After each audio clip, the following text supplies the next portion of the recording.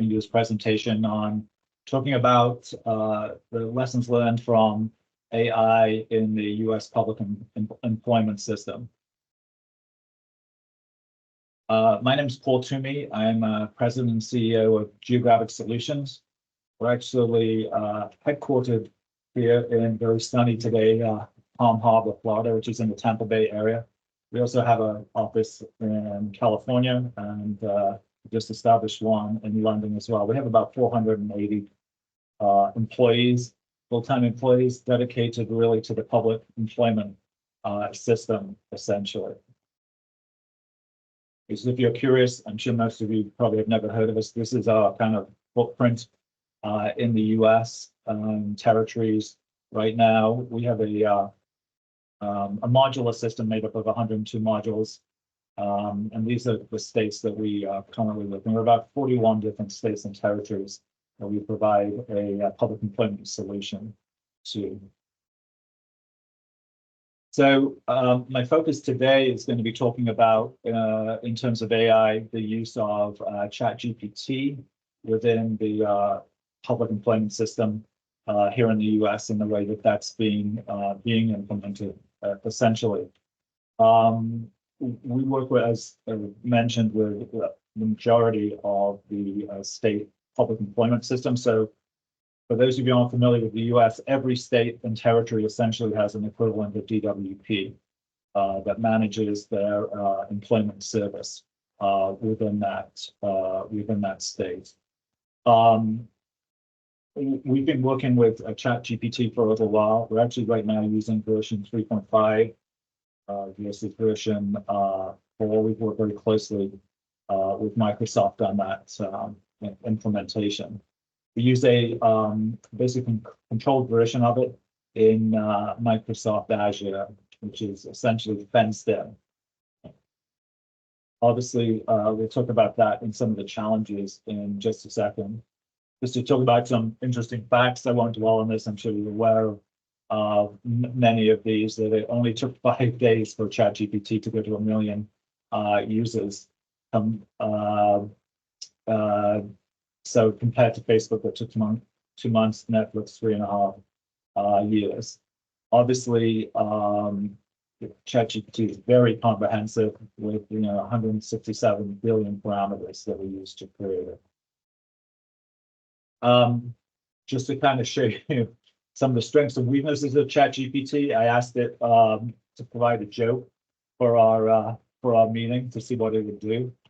So the first one it came up with is, why did the programmer quit his job? It says he didn't get a raise. I tried again, and this time it says, what do you call a fake noodle? And it says an impasto. So I think this demonstrates some of the challenges with ChatGPT. Clearly, it's not great at writing sophisticated jokes. Some of the other more serious challenges, obviously, using AI in the public employment system is data privacy is very important. We cannot go sharing personally identifiable information with AI and ChatGPT. Obviously, that's a big concern. And at state government level in the United States, and obviously, I'm sure, in the UK as well. Security, obviously, is very important. We have to be careful that there's no malicious access to this information. And as I'm sure most of you are aware, data accuracy becomes important as well, and a challenge. So, for example, when I'm creating a CV, I can't just say to it, go ahead and create my qualifications, because it's liable to say that I have a PhD from Oxford when I don't. So we have to control the use of ChatGPT with those things in mind. One of the biggest challenges that we have with using ChatGPT, which isn't talked about as much as some of the others, is the cost. Charges for ChatGPT are by usage, which for government can be very challenging, that kind of variable cost as opposed to fixed budget. So those are some, and then added to that is the fact that sometimes it's hard to determine the cost or figure it out. So because it's usage, we don't know how much usage it's going to get, so we don't know what the total cost will be. Some things that are very specific to the public employment system. Accessibility is very important. We have to make sure it can be used by individuals with disability, visually impaired users, using screen readers, etc. And obviously, language. For those who English is not the first language, we have to be very cognizant of that. So a lot of users of our systems in the southern U.S. are Spanish-speaking, Florida, Texas, etc. So we have to be aware of that as well. So areas that we've been seeing the use of AI and ChatGPT are the ability to either create a CV from scratch or improve a CV specific sections using ChatGPT. I'm going to show you some examples of that. Interestingly, also, you can use it to create essentially a bespoke resume to match a selected job vacancy for a selected job posting, so that your CV is specific to that job. I can also use it to create a list of interview questions, for example, that the job seeker can ask at the interview. Also create a cover letter for a specific job. It can also be used to translate dynamic text as well. For the employer, the big area that we find is very useful for, it is challenging for a lot of employers, is creating a good job description. ChatGPT can be very effective at that.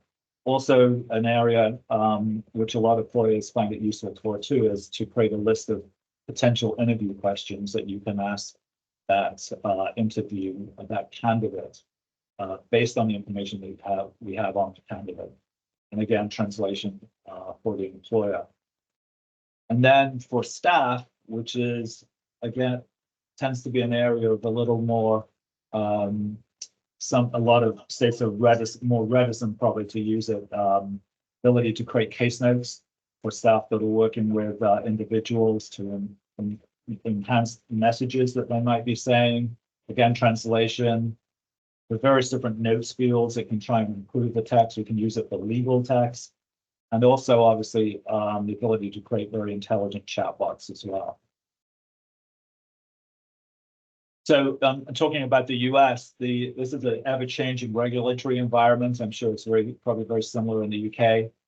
Again, what's different here is each state creates its own rules on the use of AI. So it can make it very complicated, that you have to be aware of what the state's regulations are with the use of AI. And it seems it's getting more and more significant. So the federal government has issued guidelines, but not really any rules. And now, state by state, we're starting to see different regulations. A lot of those tend to be around things such as making sure that the individual gets an opportunity to review the AI content before it's submitted, that they have that idea. Obviously, that there's no sharing of confidential information, and those kind of things tend to be the rules that we're seeing state to state right now.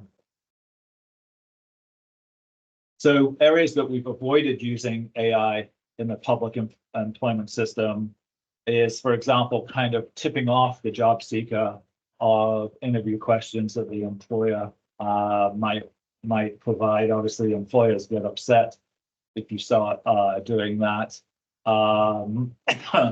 Which, as I mentioned, qualifications, it can be difficult. We don't want to hallucinate on those kind of things. And then obviously providing the employer with too much information about that individual that the individual may not want to share with the employer. So in today's meeting, I was going to use a case study of the system which is called Employ Florida. It's been around for quite a long time. It's it's used by the Florida Department of Commerce, which is the equivalent of DWP for the state of Florida. The system was launched way back in 2005. As you can see here, it has quite a lot of users, at 1.3 million users in a year. So without further ado, let me go ahead and switch over here to the to my browser and show you again how this all works. So in fact, let me just move this, close this down. So this is a demonstration of the Employ Florida system, which is www.employflorida.com. Just you might notice that we can use multiple languages on the system, as we talked about. It's also responsive. So if I was on my mobile phone, you'll see that it will adjust to my screen. So let's just say, well, we're going to take an example here of an individual. Her name is Marianne, and she's a single mother who's about to have another child and is looking to move forward in her career. So we're going to use this as an example to show you how we can use AI. So what she's going to do is say that she needs to make more money. So she's going to look and see if she can get a part-time job here on the system. So she's decided she wants to do some waitressing, and she's going to say, I want to do this in the Bay Area. So she's putting in server Bay Area here. So we're going to hit the search on that. So the first thing you'll notice is that the system is smart enough to know to say, well, hold on, what do you mean by server? Is that computers that you're talking about, or are you more talking about the waiter-waitress arena? And she's talking about obviously food preparation and serving. So we're going to click on that area. So you'll notice the system, by the way, was also smart enough to know the Bay Area is the Tampa Bay area, because we're on a Florida system and not the San Francisco Bay. So it's going to show me a list of jobs here for server, based essentially on the relevance of the match of that use of that word server. Just for your interest, these jobs are coming from all sorts of different sources. They're coming from about 25,000 different sources. So you can see one of these is posted on Indeed. Here, another is a corporate website. What I'm going to do is actually I'm going to sort this by what's closest to me right now. And I'm actually going to, I want to just look at Wendy's. This is where she's interested in working. Wendy's, the fast food restaurant. So you can see here there's several jobs here in Palm Harbor. I'm going to click on one of these particular openings that we have. So this job came from Wendy's corporate site right here. And we know that the salary is between $12 and $14 an hour, which will help Marianne here. And you can see, by the way, that the average salary here in the Tampa Bay area is between 9.88 and 11.49 an hour. So that's actually a pretty reasonably well-paying job for that particular occupation. And as I scroll down here, by the way, you can see that this is the information that was pulled off of Wendy's corporate site, basically, into the system here. And if she wanted to, she could research this particular job in more detail. She could go out to LinkedIn or Facebook to look at more information about Wendy's. She could even, if she wanted to, you see here, I got occupation information. Maybe the Tampa Bay area is not the place for her to look for a job in fast food, and the system will show me, as you can see, where the most jobs are for basically for these fast food workers. And I'm here, this is Pinellas County, where there's 190 jobs. She should probably be prepared to go across the bay to Hillsborough County, where Tampa is, where there are twice as many jobs for in the fast food arena here in Florida. And up here, it's pretty much a desert for jobs. You can see there are no fast food jobs in some of these counties in this part of Florida. And by the way, if I wanted to look at this, just out of curiosity, take this heat map, and these are actually the jobs that we're looking at. And in fact, you can, let me just put it down, so we can see how the jobs kind of show up here.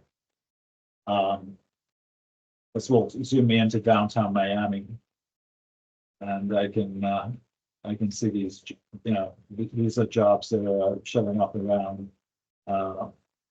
in the Miami area here. So I see this as Key Biscayne, be a nice place to work. There's a deli associate job right there at Winn-Dixie, which is a supermarket that I could look at. And then she might want to look down here, by the way, and say, okay, fast food worker, you know, maybe that I can make more money in some of these related jobs as well. Like the first line supervisor, obviously can make more money and so on. But anyway, let's go back to this job and assume that she's going to apply for this job to help supplement her income. She's, by the way, a nursing assistant. We're going to go ahead and apply for this job because she's going to take it part-time. At this point, we need to do this to use the AI. We are not signed into the system, so we were just as a guest. So we want to track if she's going to apply for a job. So she's gonna, we're gonna sign in to the system right now. I'm not going to register. She already has an account, so we can just sign in here. And now she's actually going to be, we can track what she's doing. You may also notice, interestingly, it's showing how well she matches this particular job. She doesn't really have the skills, which is a little scary to be a fast food worker for whatever reason. But this is showing me how well she matches that. She matches that particular position. So given that this is a job that she's interested in, well, actually, I've just got to hit the apply again now. She's signed in. What it will do at this point, because this is a job that's been aggregated into the system, it's going to send me out to Wendy's to apply for that particular job, because that's where that job came from. So what we want to do is they're going to want her resume. So what we're going to do is create a resume or a CV for her. So you'll notice up at the top here, I have these navigation capabilities, and one of them is resume or CV. So I'm going to click on that. She is not very good at this kind of thing, as a lot of people aren't, in creating one. So we're actually going to have the system use AI to create that resume for her.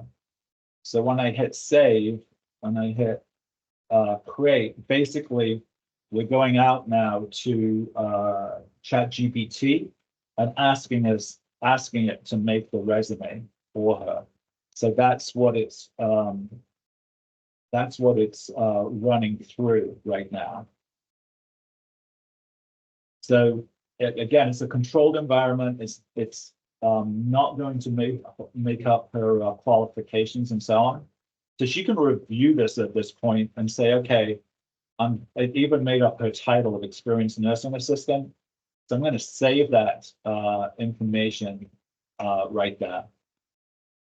And what it's going to do now is create the CV for her right here, as you can see. So it's created her objective, pulled in her employment history, education, etc. And it's formatted in what we call a chronological template. We can change that template if we like as well. So as you can see, that's a very powerful use of AI to help this individual, who a lot of people struggle to create a good professional looking CV. You'll notice, by the way, up here, I could switch it online so it can be viewed by employers. It's got a score of 83. Now, what I can do here is I could just go in and edit this objective and mess something up and create a spelling error, as I just did. You notice that the score just went down because it's basically analyzing the resume and deciding, telling her where the weaknesses are in the resume. So that misspelling, if I added it to her user directory as if it was spelled correctly, the score will now go back up as well. So it looks at various different things to help her to create a good quality resume, and that employers will find on the Employ Florida system. Does anybody have any questions about that at this point, on the use of the AI for the CV? Okay. If I scroll down here, you'll notice that we have additional searchable items. Obviously, But when this is online, employers will look at her desired salary, kind of job she's looking for. Her occupation is nursing assistant. What the system will also do, as you can see here, now she's created this resume, is obviously say, well, based on the information, I should say, keep saying resume, I should say CV. Based on the information that she's provided in the CV, here are some jobs that she probably should be looking at, and it will flip through those potential openings that she could be looking at.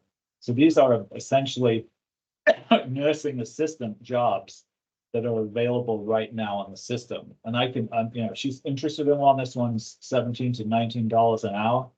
I can click on that, and we end up back on this particular job. You'll notice that she's a very good match for this particular job, skills-wise. She's 100% match. So when we're talking about matching, this is how that is made up. You can see, when we're talking about general requirements, it's the right occupation.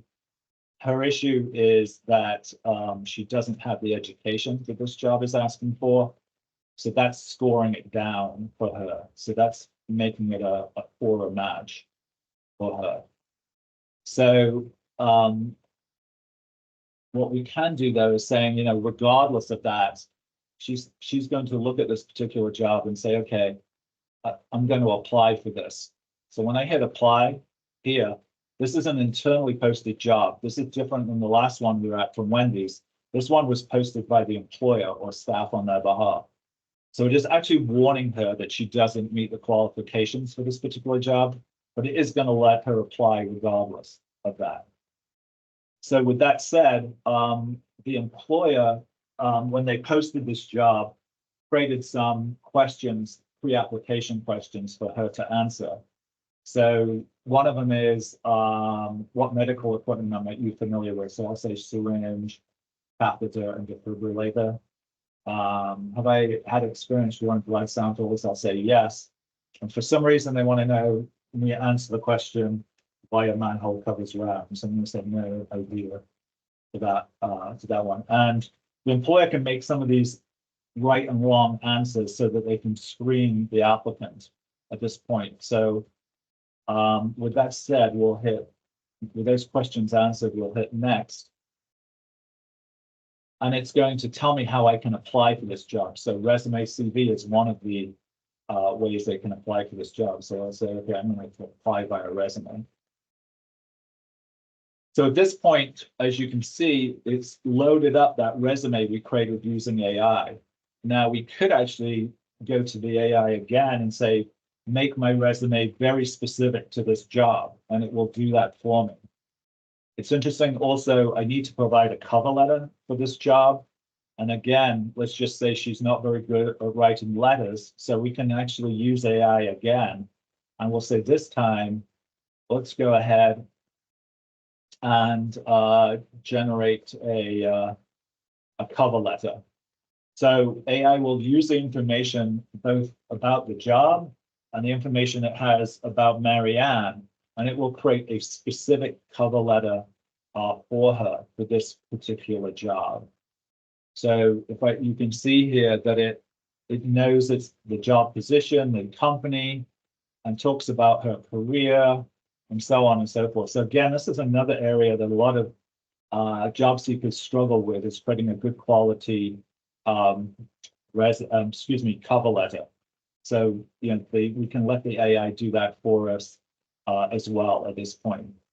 So with all of that said and done, she can go ahead and submit her application to this particular position, which I'm going to do right now.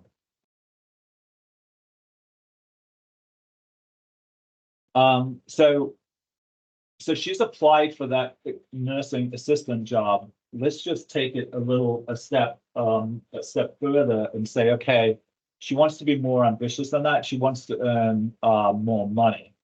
So she was very qualified for this nursing assistant job. She had 33 of the 33 skills that were needed for that particular job. But what we can do here is, within the job order, we have what we call a career ladder function here. And what that's going to do is show her from the information we have within the system, where do nursing assistants tend to go? So the most popular occupation that nursing assistants move career-wise towards is what's called in the States a licensed practical nurse. So that's a further qualification. So if I click here, there you can see that they make more money. They make almost twice as much money as a nursing assistant. And then a registered nurse, which is a further qualification, is even more money at an average wage or median wage of $77,000 a year. So she can see what the normal progression is. Now, you may find it interesting here that the second most popular place that a nursing assistant goes in Florida is to be a customer service rep, which seems to make no sense at all, right? That's not a great career move. So the reason for that is in the state of Florida is a huge retirement state. So workers from the Northeast and the Midwest retire to Florida. So they're a nursing assistant in Michigan. They retire and they get a job, for example, at Walmart as a customer service rep. So that's why that is there. So that said, if she wants to be a registered nurse here, you can see that we can click on the job openings right now. And what the system will do is it will take me to those particular jobs in the state of Florida that she could go then look at those higher level jobs as well.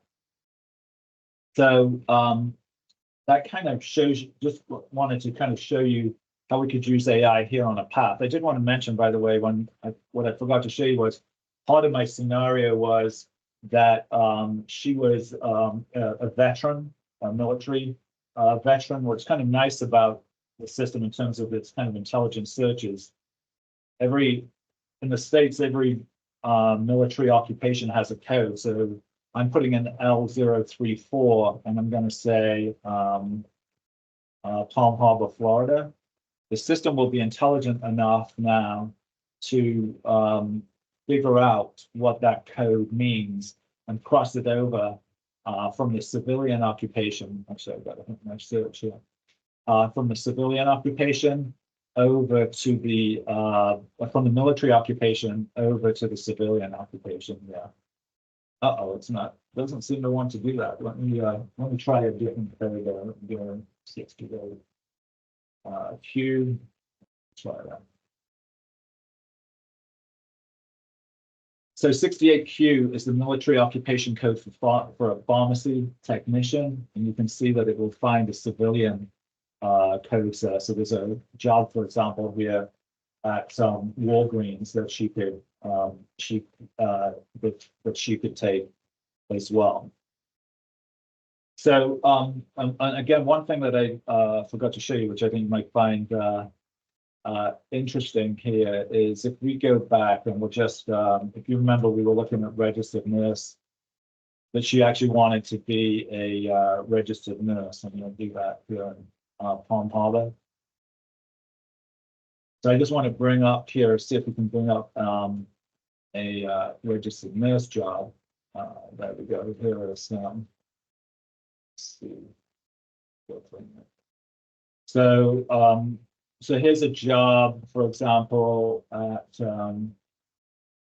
this here in Dunedin for a registered nurse.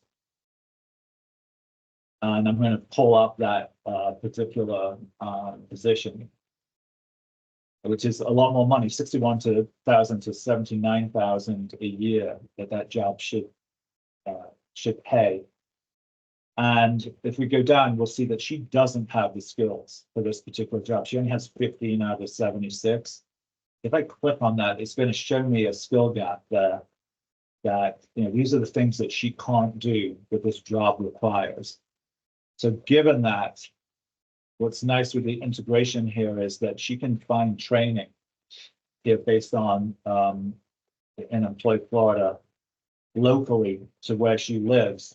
There are these different institutions that are offering training for registered nurses. So at St. Petersburg College, she could take the associate's degree right here, and then she can enroll in that course and also get funding to do that course by clicking on the link here.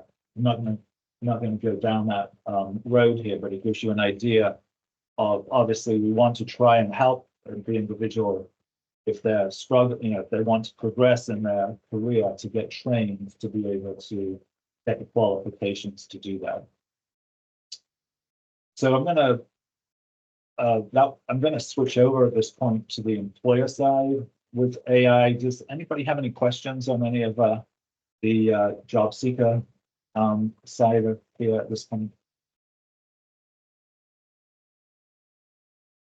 Okay, let me go ahead. I'm going to go back to the home page here. I'm going to sign out. Sorry, Paul, we do have someone with their hand up, Ms. Jack. Oh, sorry, go ahead. That's Jude, if you want to come in on your mic. Hello, sorry. Yeah, this is really interesting. Thank you for your time. I was just going to ask something about how your workers felt about this, because I think I could see some on the system that it was going, this was happening 24/7. So it's not a 9 to 5. That CV, that resume was going on for quite, 7 days of the week. And I was wondering how your actual workers who normally helped in the, the physical sense was feeling about all this work going on and how they could add to it, or what were they now doing with, because they would have previously done a lot of the CV writing, the cover note letters, that I presume would have been their job.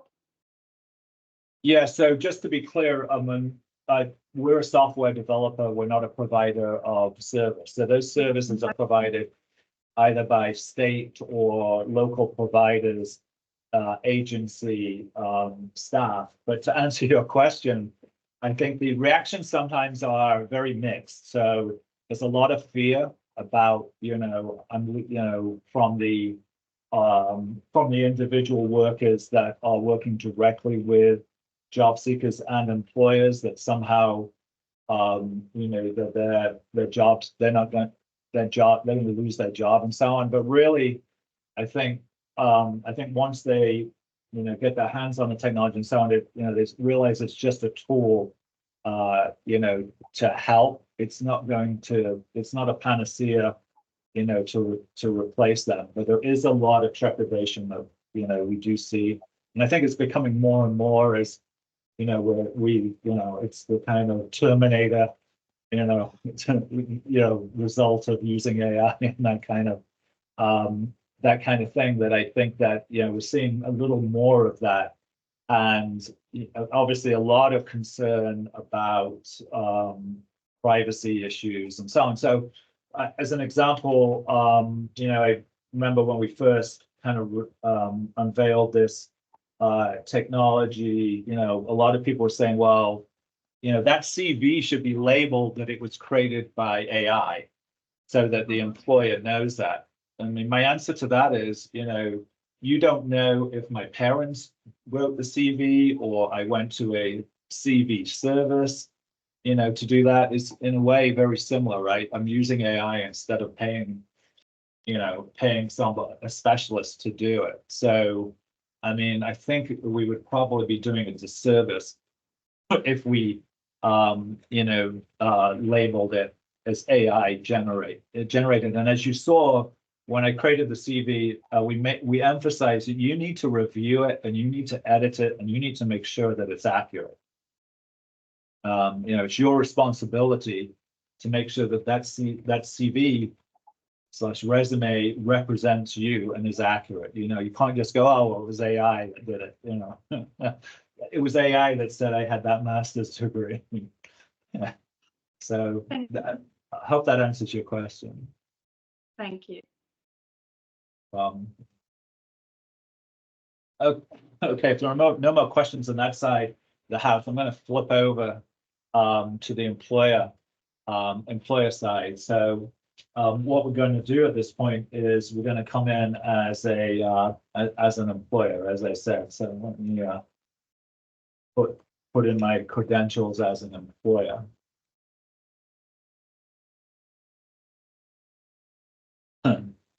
So now, oops, I put that in wrong, excuse me. Let me do that again.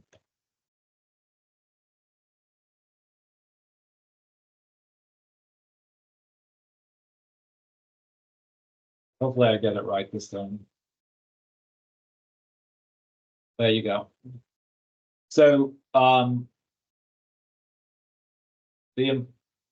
this is the view from the employer. I didn't mention when we were looking at Marianne, the mother, earlier. We have what we call this dashboard, a dashboard assistant that is personalized to that. In this case, it's personalized to the employer. In her case, personalized to the individual. So it, if she's a veteran, it will show veteran services. If she's a youth, it will show youth services and so on. So what I'm going to do here is, as an employer, I'm actually, let me just move it. I'm going to actually go look at a job. So we're going to actually, we're as the employer, actually, Geo Solutions, that posted the job that we just applied to when we were on as the individual. So you can see that this employer has a few jobs, one for an actuary that's had one application, customer service that's had none, and the nursing assistant that's had 35 people view it and only 3 apply to that job. So there may be an issue with this job that we have that nobody's applying to it. So this is the kind of dashboard that an employer uses, and it's showing this particular job vacancy, job opening. As you can see, the title, experienced nursing assistant, you can have it's the location and so on. And then here is the job description, which is, in all honesty, very brief and not very thorough. So that could probably be one of the reasons why I'm not getting a lot of traffic to my job, or a lot of applicants to my job. So again, hopefully AI can come to the rescue of this employer. We can do similar to what the job seeker did and use this AI assist button, and then either enhance their job description or just completely generate a new one. So then again, the system is going to look at the information that it has, and it looks like it's going to create a much more comprehensive job description for me in this situation. Again, I need to review this to make sure that this is accurate and so on. But now I can insert that here into this job, and it's going to probably help find, it's much more detail and hopefully provide a much better result for me with this particular job posting that I have online. Now, if I scroll down to the bottom of this job here, I can go look at the applicants to this particular opening.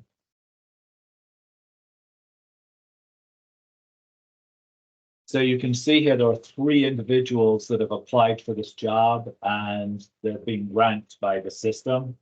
And the actually top one is Marianne, who just applied to that particular job. So I'm actually going to go look at her details. Remember, I'm as the employer now, looking at this applicant to my particular job vacancy. So what I'm going to see here is, her contact information, overview of her, her education, her experience, any qualifications she has, etc. I can also look at a summary of her employment qualifications. You can see her employment history. She's had 1 job, basically, as a nursing assistant, and she has a high school equivalency degree. And then what's interesting is here, you'll see there's this tab called, by the way, before I do that, you remember the question set that I answered when I applied for that job? The question, have you had experience drawing blood samples, was a yes or no answer. So she answered it correctly. So that allowed her to get filtered in here to the list. I pressed the wrong button. Excuse me, let's go back to details. And then what's interesting here is we have this thing called interview question. So what I can do again is use AI to help me prior to setting up an interview with Marianne. So I'm going to do that right now. And I can generate interview questions, or I can generate interview questions with expected responses. So the system now is going to create me 10 questions that I could ask Marianne. And it will be based on the information that we've given it about the job and Marianne. So you can see its answer, it's putting together hopefully pretty poignant questions that as an employer, I can ask her during the interview. So you can see, asked about explaining your experience as a nursing assistant in your previous roles, you know, and what you would do in a job and so on and so forth.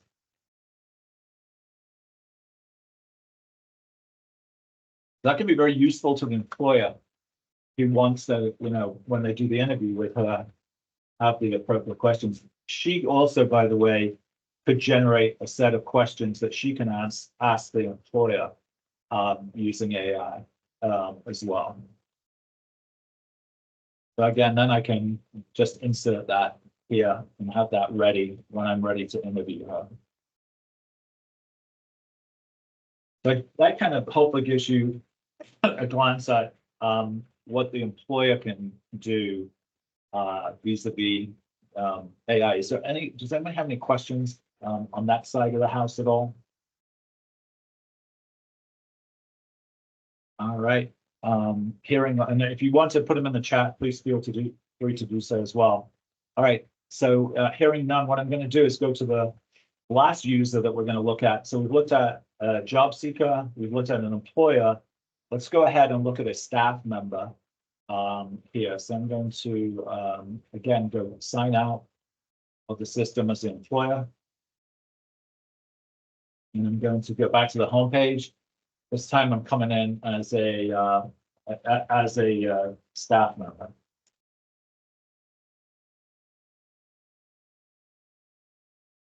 So the staff member is going to have, again, a different user interface to deal with.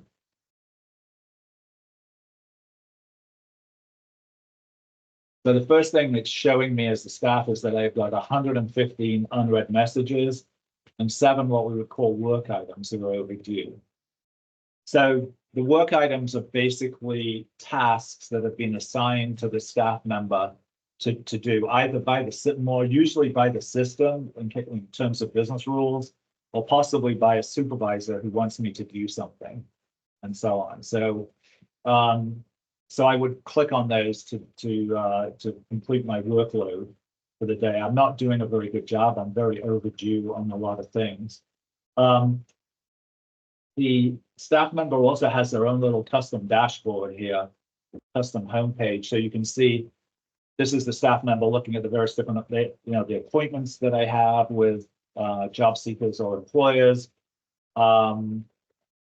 messages that I have. So talking of messages, if I go up, for example, to, I can go from the top navigation as well. If I go to my mail here, and I say I want to create a message to send to a bunch of job seekers, for example. So what I need to do is decide who this message is going to go to. So individuals, job seekers, employers, or staff. I'm going to say individuals. So then I've got to go select some people to send this to. Just for the last 5 people I sent messages to are saved here. So I'm just going to, for the sake of time, just select a couple of individuals. Nash and Adrian, I'm going to send this message to. So you can see that I can send this by internal message, so they get it when they log in, or by email or text message. And then, of course, I can come in here and type my message and send it to these 2 people. What you'll see on Employee Forward, a lot of staff use is what we call templates, message templates. So they will have pre-saved messages that they wish to, that they'll send to individuals. So I can select one of these. So you can see here, when I select that, it will pre-fill the message with this quite sophisticated message that will go out to these individuals. These little pounds are variables, so that when the message is created, it fills in that information. So you can see here that it puts in Nash's name and so on into the message.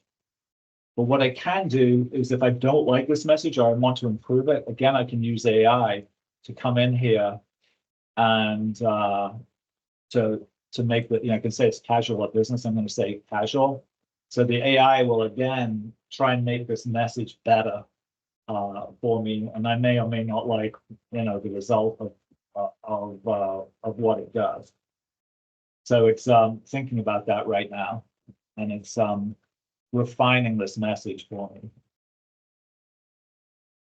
It might take a second because it's pretty long. It looks like this is going to be a pretty long message that will go out. So at this point, I can insert that into the message body to overwrite what I previously have, and then I just hit send, and this message will go out via those means to those individuals.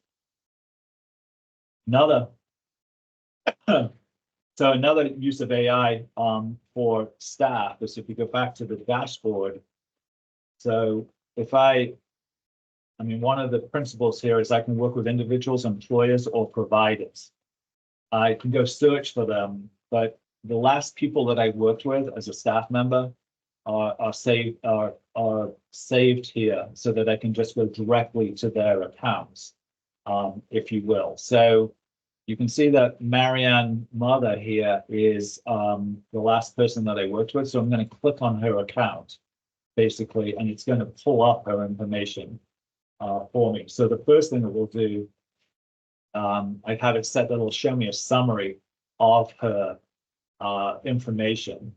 In fact, probably more commonly, what I would do is have what we'd call a chronological case history for her. So you can see here that these are all the services that Marianne has received through the system. So these are job searches that she's done, referrals to jobs and vacancies within the system, and so on. So it tracks everything that we did as Marianne. When we looked for the job at Wendy's, when we applied for the job, when we looked at the nursing assistant job, all of that is tracked by the system. And I can, as a staff member, see exactly what she's been doing, over time, which is a lot. She's been in the system for quite a while. Next to that, you'll notice that we have case notes here. So case notes will be added by staff or the system to make, to notify what's going on. So for example, I can see a case note here which says it's a warning. So this is let me see what this is. So this is a warning about an individual who I need to be aware of. So that's kind of what a case note looks like in Employee Florida. Now, again, we can, if we create one from scratch, we add a new one, we can, again, like we did with the message, either type, or we can use a template to help us out in this case. So I'm going to use this particular template, but this case manager has saved, which will pre-populate the case note with all the information. So as you can see here, it filled in Marianne Mother's name. It's a very kind of brief case note. But again, I can use AI to optimize this case note for me, and or create a new one. And if I click create new, it will now try and create a better case note for me, which I guess it kind of did. It made it a little more detailed, not much more, and so on. So the AI can be used also to help staff with their with their day-to-day functions as well, in terms of what they have to do from their case management of the various different employers and individuals in the system. Just if you're curious, by the way, in the Employ Florida system, one of the nice things is the documents, the various different documentation is integrated within the system. So these are the various documents that that Marianne has, either added by staff or her to the system. So part of the benefit side that Employ Florida handles is that you have to verify various different information to receive money. WIOA is the Workforce Innovation Opportunity Act. It's a benefit program that helps retrain people for jobs in the United States. It's a federal program. SNAP is food stamps. And so when I look at this birth certificate here, that was required that she provided proof of her date of birth in order to receive benefit. So I can go on and look at that birth certificate right here that she provided. The U.S. birth certificate is pretty cute with the little feet and everything on it. I can, and for example, I might say this is pretty sensitive. I don't want you to look at this, and I could redact off some of the information here, and then burn it in so nobody ever gets to see it, or save it to a separate layer. Is there any questions kind of on the staff side of things? So, Henry, I think that kind of concludes the presentation that I was going to do. So I'd be happy to take any questions if anybody has any. Thank you, Paul. Yeah, if people want to put their hands up or stick something in the chat, please do.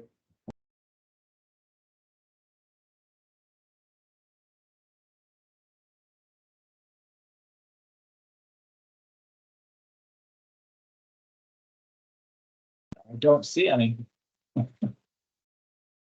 No, no, yeah, the recording afterwards,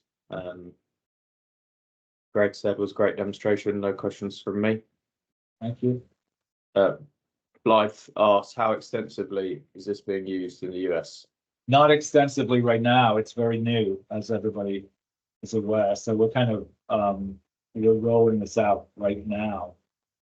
So it's very new. And one of the biggest challenges, as I mentioned, is the pricing. That's causing all sorts of difficulty. As I'm sure you're aware, Microsoft is a big investor in ChatGPT and OpenAI, and some of the challenges are in terms of first of all, establishing that pricing, what it's going to cost in the budget year for that government entity. Obviously, it has to make sense economically to be able to do this. So. There was another question in the chat box. So Christopher's just put his hand up. But have you got any comparative data about the effectiveness of the system versus a traditional model of support? Not yet, but this time next year we will. So we haven't. We really don't have that any effective data to share.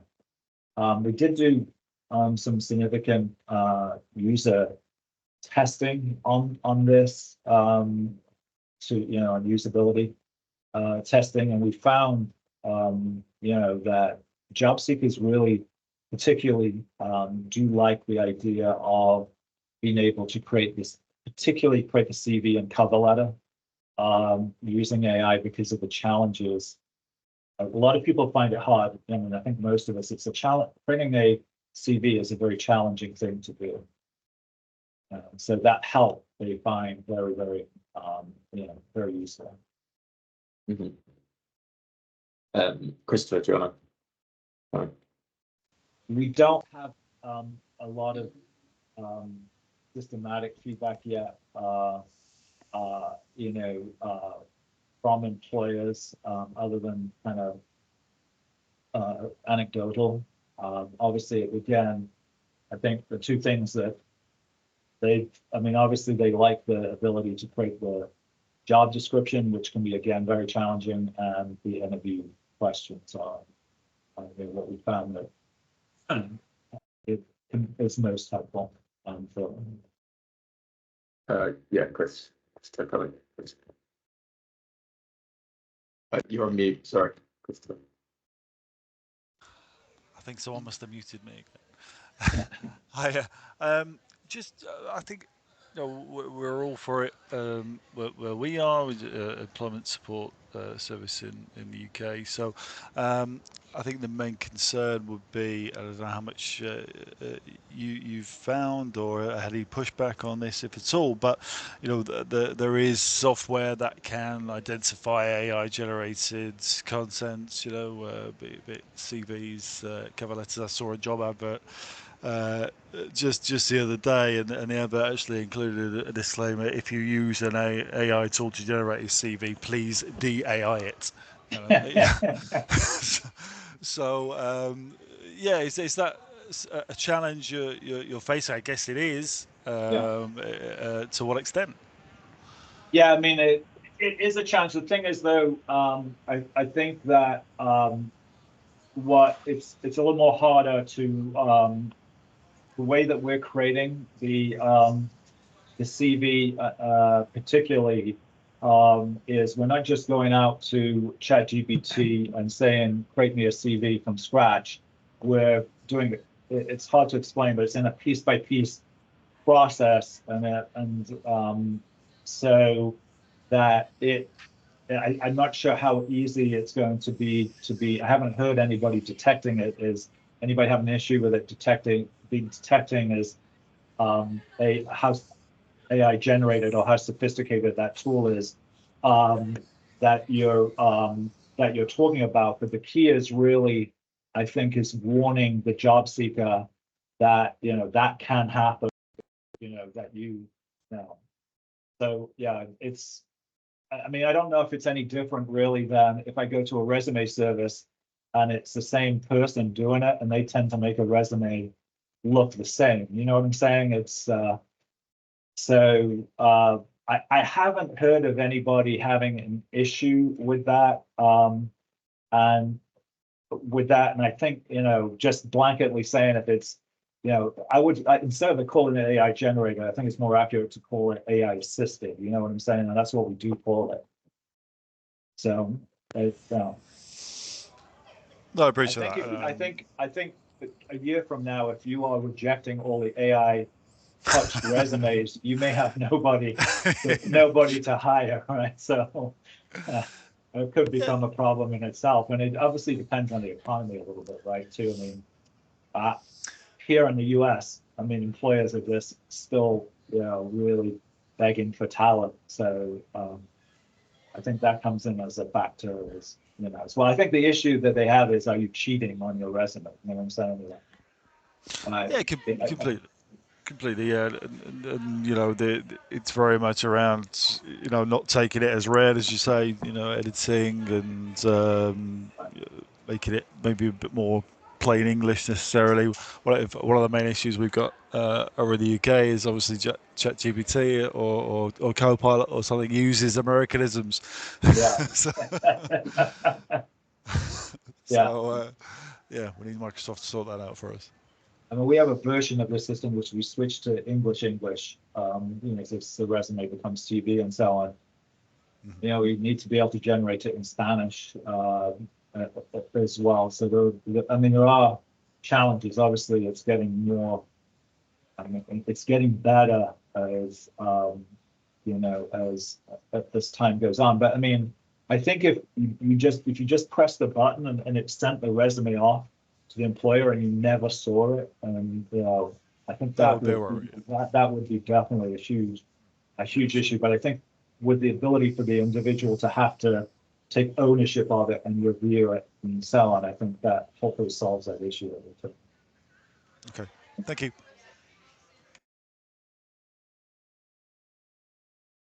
Are there any other questions?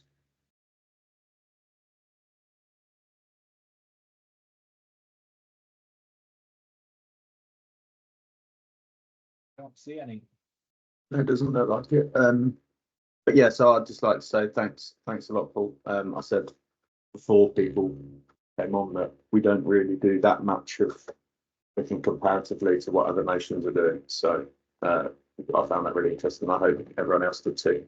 The recording will be sent round afterwards. And if you have any questions, feel free to reach out to events@ersa.org.uk and we can pass them on to Paul, or if you want to talk about our other AI events. We've also, as I said at the beginning, we've got one next week and you can register for that on Eventbrite too.